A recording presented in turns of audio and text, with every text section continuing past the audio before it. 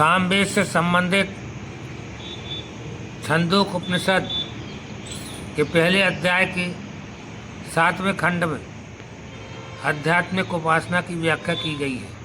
यह वाणी ऋक धारण साम नेत्र ऋक है, आत्मा साम है, सोम ऋक है, मन साम है, नेत्र का श्वेत भाग ऋक एवं कृष्ण एवं आंखों की पुतलियाँ साम है। नेत्र में दिखाई न देने वाला पुरुष वेद है और वही सबका कारण है। इसी के 8वें खंड में दालम एवं सिलक मुनियों के बीच की वार्ता का वर्णन है।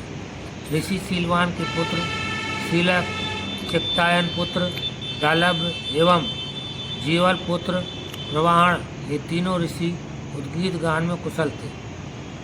एक बार ये ज्ञान चर्चा में लगे, तब सिलक ने कहा, उद्गीत ओम का आश्रय क्या है?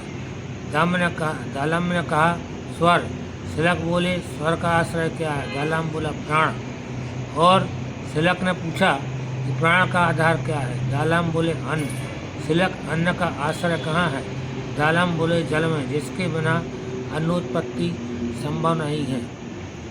जल ही जीवन है, इसलिए कहा जाता है। इसी प्रकार दालम ने जल का आश्रय स्वर कहा। स्वर्ग के बारे में बताया कि स्वर्ग अनतिक्रमणीक है।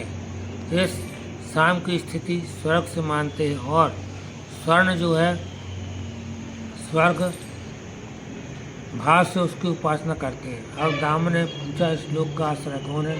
सिलक ने कहा, पृथ्वी सबका आधार है, इसलिए इसका अतिक्रमण नहीं करना चाहिए।